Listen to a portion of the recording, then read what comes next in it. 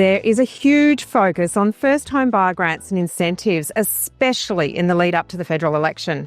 Today we share a cautionary tale from real first home buyers who ran into an unexpected roadblock. Welcome to Your First Home Buyer Guide, the podcast for first home buyers who want to become educated home buyers. I'm Veronica, and that was Megan. We're two of Australia's most experienced buyer's agents and probably old enough to be your mum, which is a good thing because between us, we've got almost 50 years experience to share with you, and together we're going to cut through the BS and make sure that you're well informed so you make better decisions. When you get to the end of this episode, make sure you check out the show notes where you can get links to download our 2 free resources. A mini course to teach you how to price a property like a professional, and a webinar to help you become educated about buying your home with the right amount of debt. And remember to subscribe to the podcast. But before we get to the interesting stuff in this week's episode, here's the boring bit, the disclaimer. You, of course, know that nothing in this podcast is to be taken as personal advice. We always recommend getting the advice of an expert in their field who takes the time to understand your personal situation. We have done our very best to ensure that the content is correct at the time of recording, but things change rapidly, so always check with the relevant authorities and your trusted advisors to get the most up-to-date information.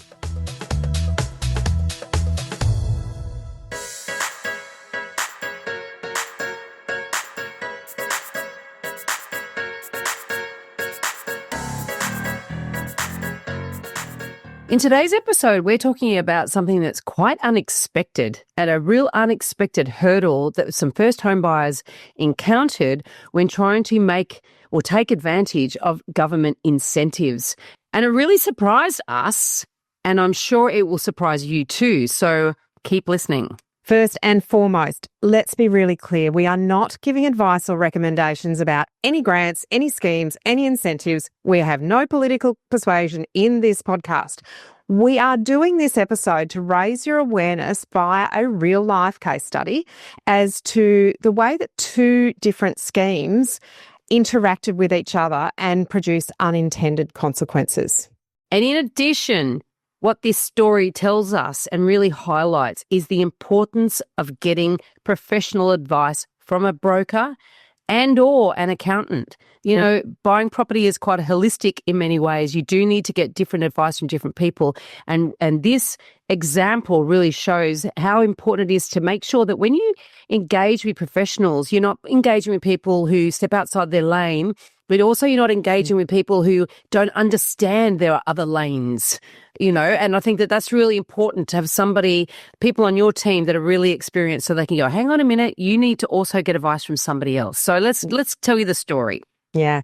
Look, I received an email from someone who was actually intending on being a client of our buyer's agency business in Brisbane. Now, let's call him Sam. And he shared a story that caught us completely by surprise, him and me. And we're in this industry, Veronica. Now, we never, ever say that we are experts in the grants, incentives and schemes space. We always direct you to talk to people who know what they're talking about. But we just want you to know about this story. It's about the way 2 of the government's major first home buyer schemes, the First Home Super Saver scheme and the First Home Guarantee, interacted in their situation. And a spoiler alert, they don't interact well. They do not play well together. And unfortunately for Sam and his partner Joe, this cost them a spot in the First Home Guarantee just when they needed it the most. Right. Yeah. And we've said it many, many times too. We love that scheme. We do. We do, because it doesn't force you to buy a particular type of property, but it does have limitations. It does. And imagine getting a spot there and then losing it. Yeah. So this episode is for anyone planning to use any government schemes to get into their first home. We're going to explain what happened, what you can learn from it, and how to avoid making the same mistake. So there's 3 key takeaways before we dive in. 1, the timing of releasing your First Home Super Saver funds matters a lot, right? The second takeaway is that your assessable income can unexpectedly increase, even though the money is your own. right? And you earned it in a different year. And the third thing is that schemes don't always play well together or work together. So you've really got to read the fine print and then some. You've got to often get advice from experts because it can be difficult to unravel this stuff. Yeah, it is. I want to set the scene here because we'd been working with Sam and Joe for a little bit in the lead up to their revelation of what had happened to them. And what I found was that Sam and Joe had done a lot of research themselves as first home buyers, like a lot of you, they wanted to get their foot in the door, but they were doing a lot of research themselves. So they were not really talking to one person about everything that they were doing. They had a lot of moving parts going on, but no one had a view of the whole picture except themselves. So whilst they did consult a broker, they didn't kind of fill the broker in on some of the things that they'd done prior to speaking to the broker. So and by their own admission, they said we should have really, laid it all out on the table up front and had a much better plan. So they had a solid plan, they thought. They were going to use the First Home Super Saver scheme to boost their deposit. They also planned to use the First Home Guarantee to help them buy with a lower deposit and therefore avoid lender's mortgage insurance. So each one of the second one has quite a lot of parameters that you've got to meet. So sounds really smart. Except that actually here's where things went wrong. So to speed things up and be competitive with their offers, they released their First Home Super Saver funds early, even before they bought a place. So before they bought a property. And it's very technical, actually, as to when you release the funds as well. Yes. They decided they won't go into. They wanted to give themselves the best chance in a competitive market to be able to put down an offer. So that's why they released the funds early. Yeah. Now, here's the kicker.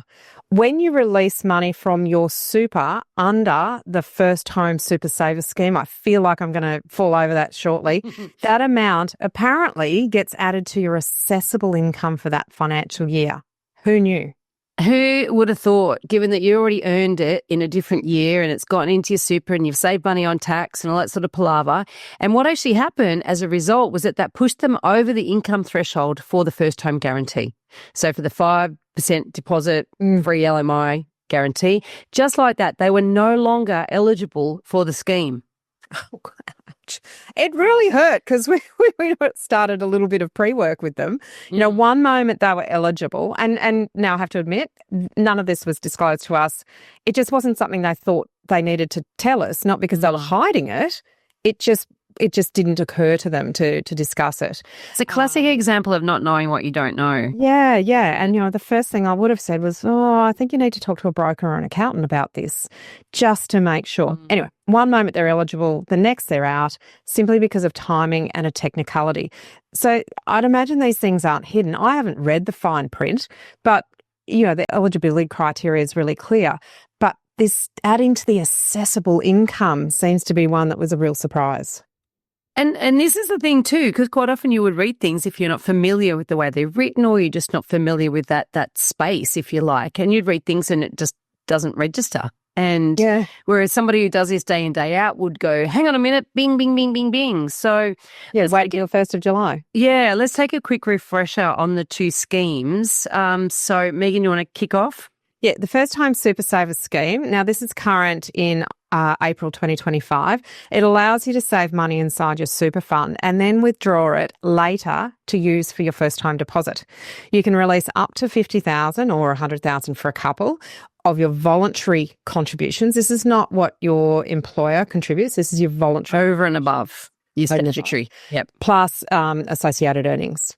Yeah, and the point being that you're only paying 15 cents in the dollar tax rather than whatever your taxable rate is outside of super. So it's a good scheme for some people to accelerate their savings in quite a safe environment, right? Now, the First Home Guarantee, that's a separate initiative, and so that came about back in the election of 2019, and it allows eligible first home buyers to purchase with as little as a 5% deposit, and the government then guarantees a loan, so you don't need to pay lenders mortgage insurance or LMI. Yeah, good. Sounds good so far. Yep, like that. Here's the catch, right? To qualify for the First Home Guarantee, your income must be under, again, relevant April 2025. This could change in 3 weeks' time. Your income has to be under $125,000 as a single or $200,000 for couples based on your taxable income for the previous financial year. But since we now discovered the first home buyer super saver scheme adds the withdrawn amount to your assessable income for the current financial year. So if you withdraw it early, it can look like you earned way more than you actually did. And that can push you over the first home buyer, so the first home guarantee threshold. Yeah, and that's so what happened. Yeah. If they'd left it until the next financial year, they would have been fine, but because they brought it out early, added to last year's assessable income, which is what then pushed them out of a spot. And this is what happened to Sam and Joe. And remember, this is an email that he sent to me himself explaining, why they couldn't proceed because it completely changed for them. The system, unfortunately, doesn't recognise that this is your own money being withdrawn. It just sees a big jump in income. So the question is, why haven't these two schemes been designed to work together? Yeah, well, yeah. Well, I asked him. One might think. Would be practical, wouldn't it? Because even before we try to answer it, which we're not going to be able to answer it, of course, but these are federal schemes, federal initiatives, and then you combine it with all the state initiatives, and it's a minefield, as we've tried to explain in previous episodes. So you would think the government might have considered it, especially since both schemes are aimed at helping the same group of people and initiatives of the same government, i.e. the federal government. You'd think that. Would think so, but they haven't looked at the I don't think they've actually done the example that happened to these particular people. The timing issue being very close to an end of financial year, which is the assessable period. So we had one of those freak. It's like a perfect storm. It's a freak accident in a way. Do you know what I mean? Like they probably haven't thought about that as a possibility. Yeah, probably not. Those scenarios done. A little bit of a look around, not too deep, but, there's no sort of formal warning for buyers about this interaction. And look, maybe they're the only people who have ever had it happen to them. But here we are telling you so that you're aware of it, because we are coming up to an end of financial year. So you really, really need to be getting good advice. It's only mentioned in the, within the fine print, if you like. And even then, it's not obvious how one scheme affects the other. So you actually can't read them in isolation. You've got to have the ability to go, all right, well, if I do that, then how does that affect that? And that's a really hard thing to do if you're not really deep in not only the schemes themselves, but a little bit of tax legislation as well. Well, and you also got to think that, that the first home buyer deposit program, not the Super Saver one, that was an election promise. So that was probably just thought up on the fly, really, because a lot of these promises is we're in election mode now, but by the time this goes, we make no assessment of those promises. We will know which party wins. But we know even in this campaign, there's been a lot of new promises and new offerings for first home buyers, rightly or wrongly, by both major parties. And that's what happens during an election. I would imagine there's a lot less work gone into the bigger picture implications on those things. The practical application of them. Well, this is the thing, and this is just the fact of how these things come into being. Yeah, and for buyers like Sam and Joe, who actually felt like they did everything right, they followed the rules, they planned really carefully. It was really heartbreaking for them to get caught out by something that feels like it kind of feels like a bit of a loophole. Well, definitely an unintended consequence, that's for sure. And look, for us, it's another reminder that government schemes are helpful at times, but also very complex. So you've got to think like a tax accountant and a financial planner just to navigate them properly. And there are a lot of what-ifs that are not covered the way that these things are written, and they are very confusing. Yeah, absolutely. So let's talk about solutions. If you're thinking about using the First Home Super Saver scheme and the First Home Guarantee scheme, this is what you have to think about. Number one, you need to share what you're thinking of with your broker. Yep. Right? You have to share the big picture, not just a little bit about borrowing money or the little bit about accessing a scheme that they have to get your place in. Let them know all of your plans, because if they're experienced and they're used to working with first home buyers, they will go, oh, hang on a minute, this is something you need to be aware of. Yep. And if you're wondering where you can find a broker that can help you make sure that you identify these things early, then I recommend you jump onto our website, because we've got in the resources section, you can access brokers that we recommend that we know would be able to really give you the heads up on this sort of stuff. So the first thing is making sure that you're working with the right broker, but that you tell them all of your plans. Yeah, don't hide it. You know, if you think you might like to access something, have that conversation, because they might be able to not only alert you to some of the risks, they could actually say, oh, actually, no, I don't think that's the best one for you. Let's have a look at this one over here because, and they might have a whole raft of reasons why a different scheme might actually be better for you. Now, number 2, check which financial year matters.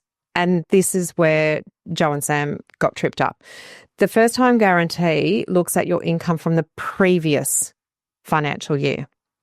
So your first home super saver release happens in the same year your eligibility is being assessed, and it might actually hurt your chances.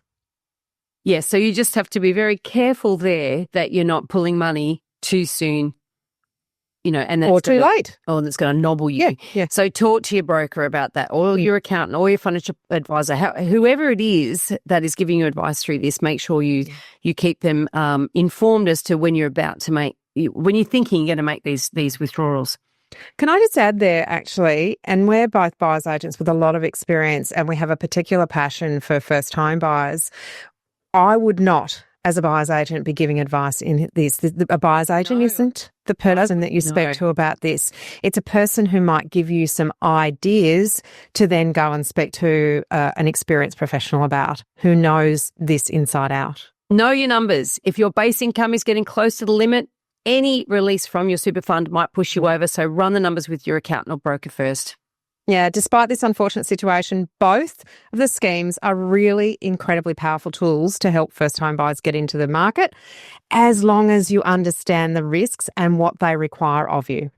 But like anything involving tax or super or government policy, you've really got to read the fine print, ask the tough questions, and make sure that everything lines up before you act, but also you're getting advice from the people that are qualified and experienced to give that advice. Yeah, Sam and Joe's story is a perfect reminder that even well-meaning actions can backfire if the timing isn't right. We're so grateful they shared the story, because now hopefully it'll help some of you avoid that trap as well. So if you're planning to enter the property market, especially with this very dynamic, policy-changing environment, you know, everything's going to be different in 3 weeks' time, make sure you consult with financial advisors who can provide personalised guidance based on the latest information.